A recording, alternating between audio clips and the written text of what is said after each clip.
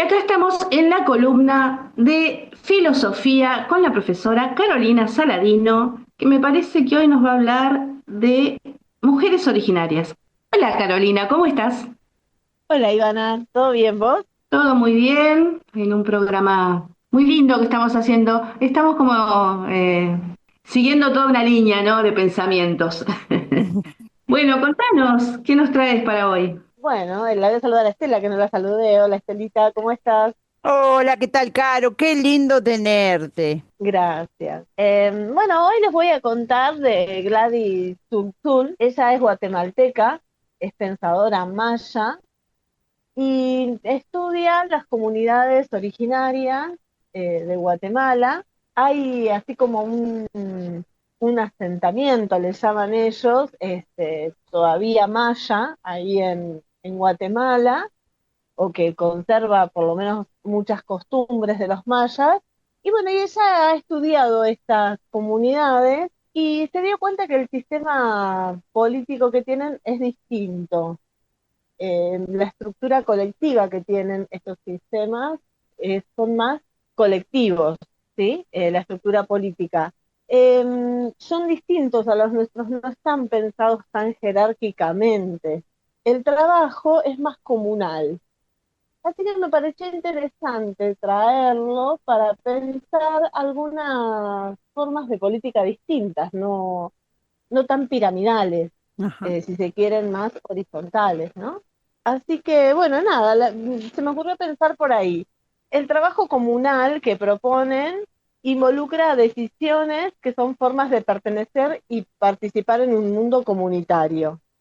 Se diferencian del trabajo capitalista, que es el del salario, la competencia, la jerarquía, porque el trabajo comunal no separa ni valora a las personas según su género y su productividad, como sí pasa en el capitalismo, sino que las agrupa por tarea en común. Y eso es lo que las une. Nosotros siempre en el capitalismo hablamos de división sexual del trabajo o de división de poderes, en el trabajo de división jerárquica. Ellos lo van a pensar con una perspectiva distinta, que es la perspectiva de la unión, cómo el trabajo une, ¿no? A partir del trabajo agrupado se generan distintas subcomunidades. Entonces ya no hay dueños del poder, sino que hay corresponsables del bien común. Siempre cambiar la forma de perspectiva, o sea, cambiar la perspectiva del concepto, cambia un montón de conceptualizaciones alrededor, cambia el lenguaje y eso es lo que transforma la estructura lógica del pensamiento. ¿Sí? O sea, la transformación va en el lenguaje, que es lo que termina como de cerrar todo este tipo de movimientos, ¿no? Porque ya no hablamos de poderes, sino que hablamos de corresponsables y de un bien común. Entonces, la cosa empieza a cambiar. Y ahí podemos empezar a hacernos algunas preguntas, como por ejemplo, ¿cómo sería una sociedad donde el poder se construyera así, colectivamente, sin jerarquías rígidas, sin mano de obra concentrada? Bueno, ella lo va a llamar acción antipatriarcal. Y no se trata de reemplazar un género por el otro, como también pasa en el capitalismo, ¿no? Que hay tareas que solo las realizan las mujeres y otras tareas que solo las realizan los hombres, sino que ella va a desarmar la estructura misma, ¿sí? O sea, las comunidades estas desarman la estructura misma y se concentra en la decisión de muchas voces. O sea, todas las decisiones que se toman colectivamente, no decide uno, no hay líder de trabajo. Cuando vos trabajás en algún lugar, siempre está el líder de ventas, ¿no? O el gerente general, o la gerente general, pero siempre es uno el que toma decisiones. Bueno, acá no. Acá la estructura se desarma y las decisiones se toman colectivamente, o sea, se toman por asambleas, de a muchos. Ella en su texto dice que si el trabajo es lo que produce el bien común y habilita la toma de decisión, entonces esa decisión no puede recaer en uno solo, lo que tiene que recaer en todos. Y eso va más allá, ¿sí? Porque en la comunidad, cuando las decisiones no se respetan, entonces las mujeres, sobre todo las mujeres, no pueden retirar el trabajo. si hay una decisión que no les cae bien, entonces ellas directamente se retiran de ese quehacer. Y no como a modo de huelga, sino como a modo de no lo hacemos más. O sea, no, como una especie de renuncia. Esa es su forma de intervenir políticamente, hasta que hay un nuevo consenso. Ellas piensan el trabajo de la mujer como, o sea, lo igualan al trabajo para la alimentación, ¿no? Porque las mujeres se ocupan de, de cocinar el alimento para todos en las casas. Entonces igualan el trabajo fuera de la casa con el trabajo que se hace dentro con respecto al alimento. Y dicen que si no hay trabajo es lo mismo que si no hay alimentación. Todo se derrumba.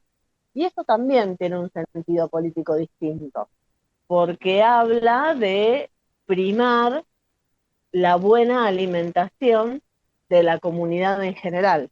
Esta retirada que hacen del trabajo es como una práctica antipatriarcal, una forma de impedir esa concentración del poder.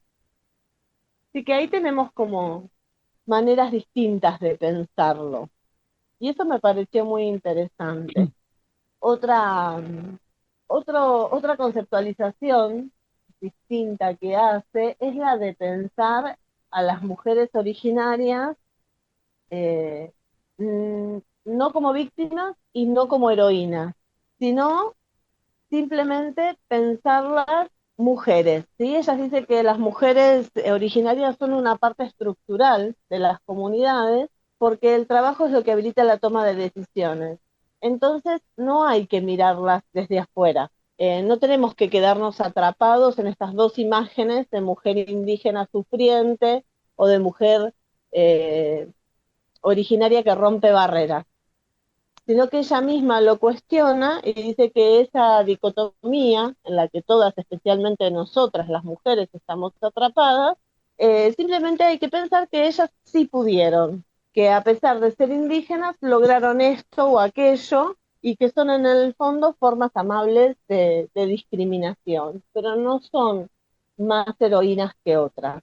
La mirada de pensarlas como heroínas sigue individualizando, dice la autora, y ella insiste en que hay que ir con lo colectivo por naturaleza, ¿sí? Y si pensamos en que estas mujeres simplemente pudieron, y bueno, otras también podrían poder, y eso abre más posibilidades que pensar que son heroínas únicas, que se esforzaron, ¿no? Que lo hicieron de otro modo.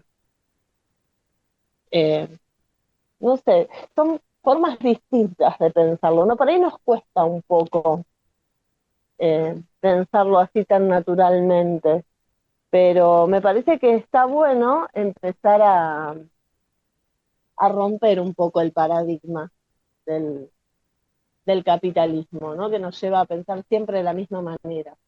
Sí, o por lo menos saber que existen otros puntos de vista y aunque a veces, viste, no se puede trasladar una realidad a otra, un contexto a otro, eh, menos si hablamos de macro contexto, ultra macro contexto capitalista. Pero sí, está bueno poder ir viendo que hay otras formas y eso ya es empezar a ver cómo se puede cambiar, ¿no? Me parece que está muy bien transmitir estos pensamientos, ¿no? ¿Y cuánto tenemos que aprender de las comunidades originarias que todavía resisten, a pesar de los 5 siglos de maltrato y de sojuzgamiento al que fueron sometidos, ¿no? Y a pesar de Bueno, tantos años de colonialismo, total, sí. De racismo, de explotación, de esclavitud, ¿no? Porque, bueno, fíjate lo que está pasando ahora en estos momentos con los hermanos ecuatorianos, que no sé en qué porcentaje, pero yo calculo que más del 60% son descendientes de pueblos originarios directos. Sí, después están las mezclas y qué sé yo, pero directos es montones de comunidades originarias. Y, y cómo el capitalismo no los deja, no.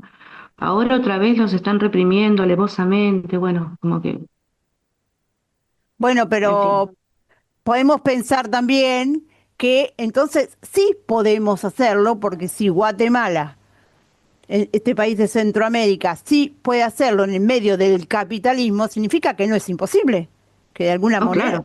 de alguna manera, no es que no se puede hacer, ¿no? Bueno, No, tenemos, es que también empezar a pensar diferente, como es, decía Carolina, claro, ¿no? Cambiar la manera de ver las cosas.